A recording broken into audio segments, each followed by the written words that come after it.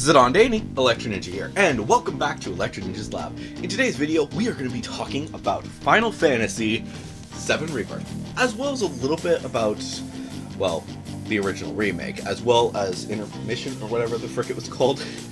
Obviously, Final Fantasy VII, the first remake, has been out for a good while now, and I've actually done videos about it. But Rebirth has been out for a good while now, and I think that that's enough time for people to have played it. It certainly was enough time for me to play it with other things going on. But with that, I think that it's time to really talk about why I personally think that Final Fantasy VII Rebirth may just be one of, if not the, perfect remake.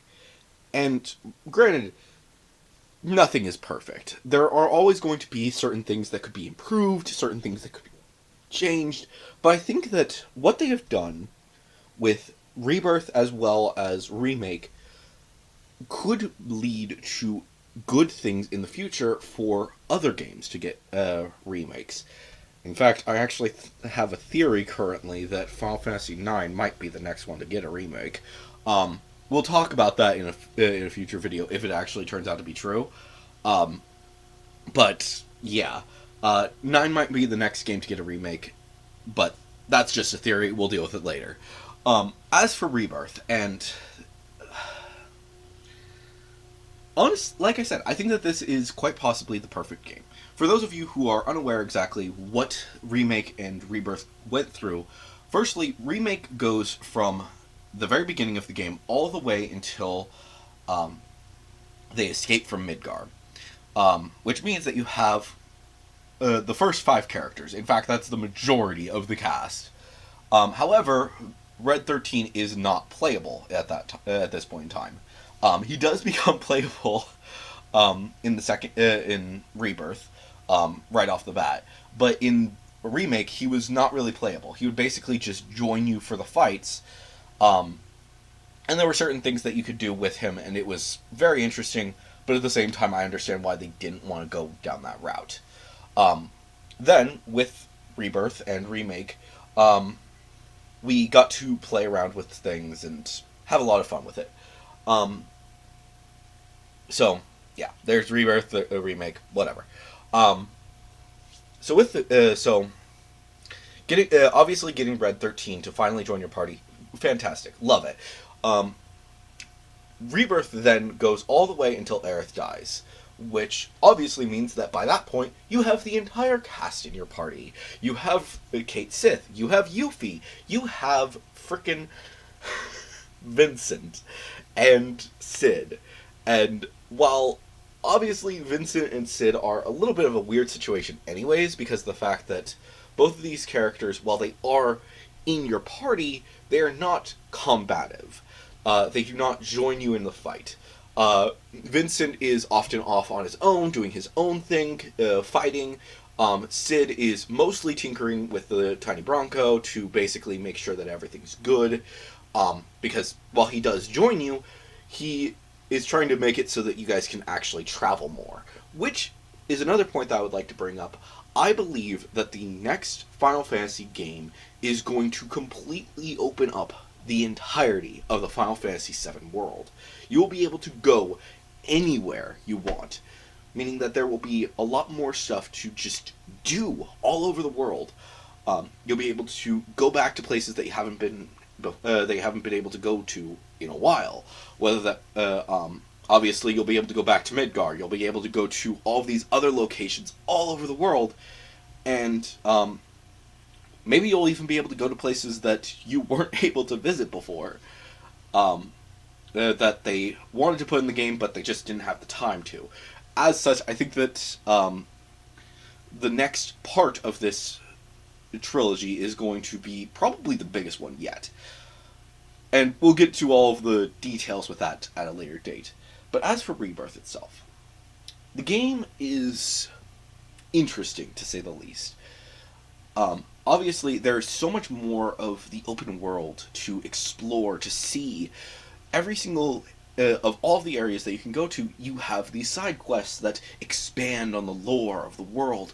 And many of these places, when you first came to them in the original game, you may have only been there for a very short amount of time. Um, Such as Calm and the the original Chocobo Ranch. You may have gone there like once or twice every now and again because they're cool, they're interesting places. But in this game, you get to explore the city. You get to see how the Chocobo Ranch is different. You develop a relationship with the Chocobo Ranch really early. And I think that that's another fun part of this game, is that every single region has some sort of Chocobo Ranch. From, obviously, the grasslands having the main Chocobo Ranch, to the area around Junon having another one. I'm forgetting what his name is, but that one has a Chocobo Ranch that is about climbing mountains. And then you go over to Corel, and it's just one that you spend a little bit of money, and then you can ride your Chocobo around. Gagaga, you have the Forest Chocobo, which, very fun, very confusing, but still very fun. And then you continue on to get the the gliding Chocobo in the Cosmo Canyon, and then finally go north to Nibelheim to get the water Chocobo. And I love each of these little Chocobos all over the world because they're just fun. I would like to see more of the Chocobos and getting to bring them around with you. I expect that to be something that you're going to be able to see once you get the Highwind. But who knows exactly how they're going to play around with that. Obviously, there's Chocobo racing and so on and so forth. There's way too many side quests in this game. Let's just put it at that. You will probably be spending so much of your time just doing the side quests and doing all the little details as you play through the game. And it's fun. And they expand on the lore. Many of these regions, you were only really there for a very short amount of time. For the first continent, besides Midgar, pretty much all of the only other town that you really stay at for a decent amount of time is that of Junon. You don't really sure, you stay at Calm for a little bit to explore, to see Cloud's backstory, but the city of Calm is practically nothing. But in this game, you get to see Calm, you get to explore, you get to have fun as you're talking to the villagers, finding out different things, and it's just fun. I will admit that I think that the multiverse situation is a bit chaotic, and I don't particularly like that, but at the same time, I understand what they were going with. I think that they wanted to take the story to retell it for a modern generation, because, let's be honest, a lot of kids nowadays and teenagers, they may not have necessarily grown up playing the original game, but this game allows them to explore these ideas that they had and see the world. It's honestly a game for those who played the original as well as those who haven't gotten to play the original yet. Because for whatever reason, maybe they didn't like the art style because it's an older game, or maybe they just haven't gotten around to it. Because let's be honest, unless you are really looking for the older Final Fantasy games, you may not necessarily think about them because they're just remastered. And 7 through 12, I believe, in the modern generation with on the PS4 and PS5, as well as the Switch and the Xbox, they're all digital. You cannot get a physical version of these games anymore unless you want a PS1 version. Cough, cough, me. But with that, like I said, you're not able to play the original with a physical version of the game. Instead, you have the remasters, and they're all digital.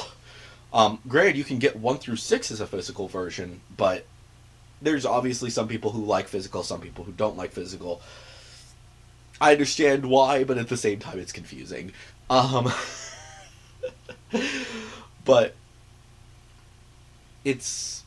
there's so much that you can do with this game, and I kind of love it.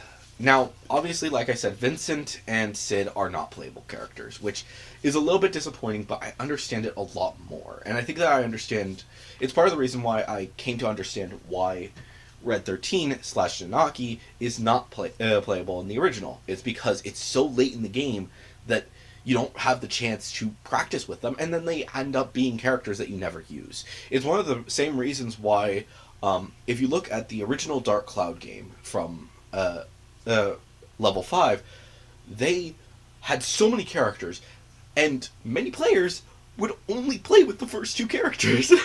They wouldn't play around with any of the characters that would come around later, because it was just too many characters. And especially when you get to the final characters, you may never even want to play as them except to move about, because they had certain abilities that would be able to allow you to get around easier. But you've gotten so used to all of these characters, and it's, yeah. But with this game, you're able to mess around with your characters, and every single person has their own gameplay that they're going to design. Will you mostly play with Tifa and Yuffie, or Red 13 and Barret, or Aerith and Kate Sith, or what exactly will you do? The only character that you are required to play as the entire time of the game is that of Cloud. And even that's kind of an iffy situation, because sometimes you will be playing as the other characters. Granted, those are all for story-based situations, but yeah. Obviously, you go through the game, you play as these characters, and you fall in love with them, and it's fun. It is very interesting, and seeing how each of these characters developed. I have to say, though, probably my favorite character is still Red, as well as Kate Sith. Kate Sith is really fun in this game. But the 2 characters, Nanaki slash Red, his story is such an interesting one, and that is also part of the thing that I want to go over with things that I would like them to change in the next game. Firstly, change Red 13 from Red 13 in your menu to Nanaki. Just call him Nanaki. The only people that should ever refer to him as Red 13 should be the bad guys. And at this point in time, everyone calls him Nanaki in the main cast. Everyone knows him as Nanaki. That is his name. You are not going to be calling him Red. No one calls him Red anymore. And I think that that is a really important detail, that everyone is going to call this man Nanaki. It is also very fun to have his voice change, to have him be deep and serious at the beginning, but then becoming a kid later on and feeling like a kid, because that is who he is as a character. And that, when I first played through the game, I thought, oh wait, is he 2 different actors? Like, he's, one character is playing the deep, serious voice, and one actor is playing the upbeat and ready to go, because he sounds like Pappenbrook. Granted, I've heard way too much stuff from Pappenbrook, but it is not Pappenbrook. It is the same guy. It is, I'm forgetting his name right now, but good job to that to that actor. You did a good job playing both the deep, serious version and the I'm gonna go have fun with my friends. Like I said, I love Nanaki as a character, and I want them to continue to call him Nanaki as the story continues, because it's just fun. It is enjoyable to see these characters be your friends. And like I said, I want to see more from them as the story continues. And developing these relationships is so important to the story of this game, and I want to continue to see them continue to do so as this amazing story continues. Another thing that I want them to change, though, is bring back all of the weapons as well as all of the summons. Now, I think that for the weapons specifically, I think that that should just be something that is cosmetic. You can change your weapon to be whatever weapon you've gained in the past, to just look like it, because some of those weapons are really freaking cool. But also, I think that you should be able to summon any creature that you have, or any summon that you have gotten in the past. They did have most of the summons in this game from the previous game, but obviously Bahamut's not, the original Bahamut is not in there. There's a few others that are not in there. Have them transfer over. Have them be in the base, when you first start up your game, you have all of these summons. Maybe you have to have save data from the other games on your system in order to actually use all of these different summons, but I want to see all of the different summons be available in not necessarily right off the bat, but pretty quickly off the bat. And you can mess around with it, as well as allowing you to have more than one summon on each character, because there's so many summons in this game that seems a bit too few, to be put bluntly. Like I said, there are a shit ton of summons in 7, and 7, I believe, has the most summons of any of the Final Fantasy games. So, we'll see how they go about with that, and personally, I'm excited. I can't wait to see exactly what they're going to play with having all of the different summons. And with that, I also want them to do more stuff with the summons. I think that it was very fun the way that they went about with the summons, where in the first game you still had that idea of some summons are just out there. You just find them out in the world. I think that they should bring that back. But other summons, you have to go around doing certain quests, and then you battle them to get them to join your party. I still want that, but I don't want it to be for every single summon. What I would really, really love to see is quests dedicated to getting the summons. That you are not necessarily going to fight them, but you are going to have to go on a serious mission in order to get them.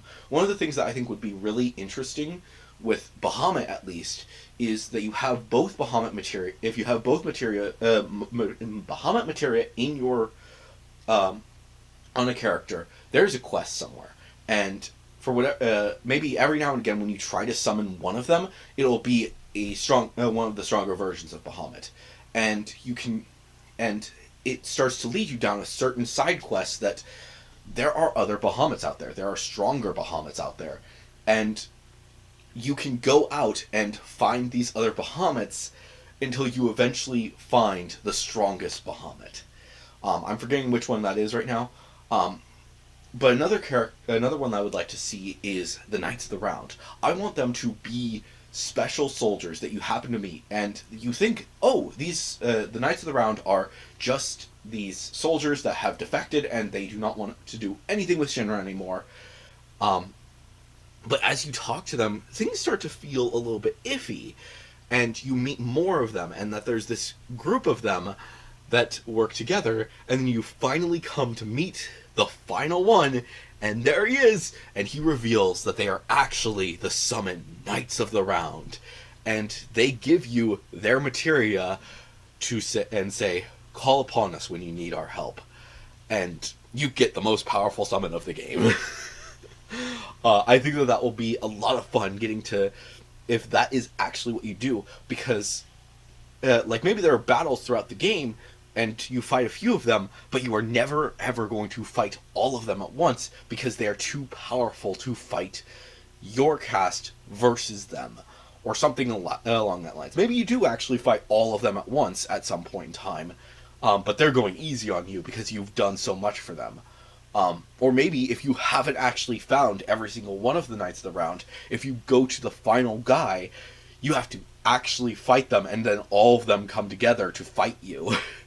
That would be a really interesting thing, as basically there are options of how you deal with this. It's kind of the same idea of what you had with the summons currently, in that you fight each of the summons, and you can fight them right off the bat and then defeat them. Or you can work to actually find each of the different temples, or whatever they're freaking called, and weaken them so that they're able to be an easier fight for you.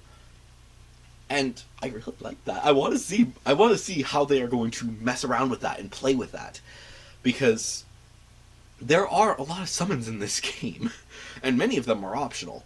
And that's another thing. Have more optional things in this game.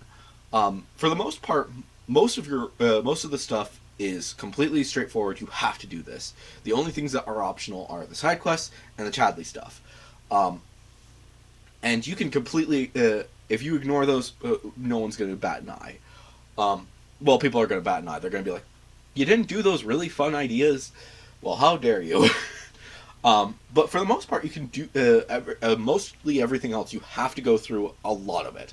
Now, not necessarily every little detail as you play through the entire game, but at the same time, you have to go through a lot. But needless to say, I think that it is going to be a very fun idea of what you could do as this game continues. Now, I know that there is one big complaint that a lot of people have about this game, and that is there are too many gosh darn mini games, and I have to agree. I think that what would probably be the best option is just when they release the next game, just have it be the Gold Saucer games. Maybe there's a few extra ones here and there, but most of them should just be completely optional. Also, another thing that I would like to see is maybe something more with Gilgamesh. We'll see exactly what they decide to do as the story continues with that.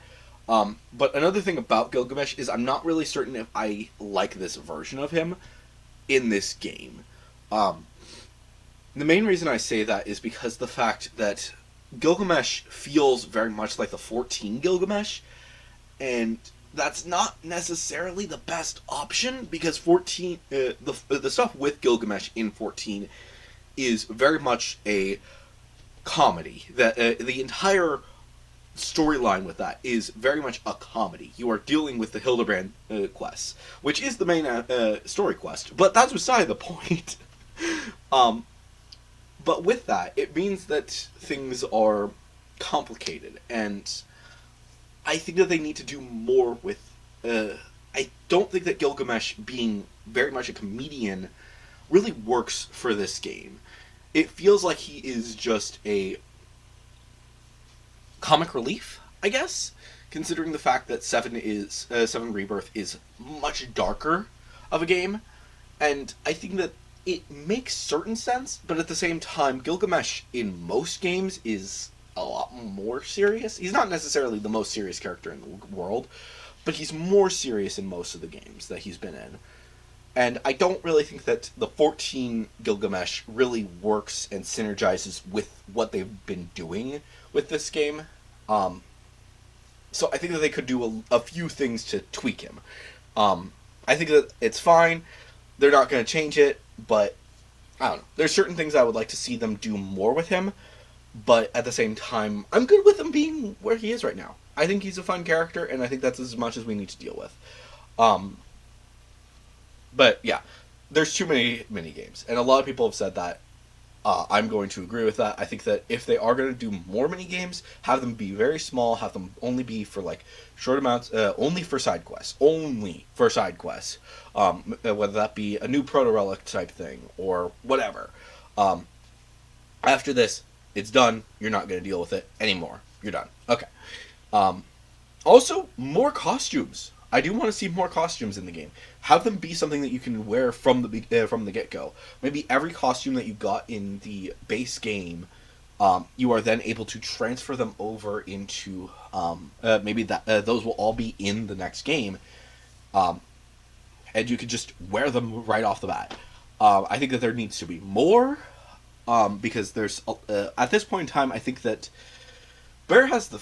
Well, no, Bear doesn't have the fewest. It's probably one of the... it's either Nanaki or Kate Sith that have the fewest, because I think they only have their base one and the special one. It might be Barrett, because he also only has one other one, but...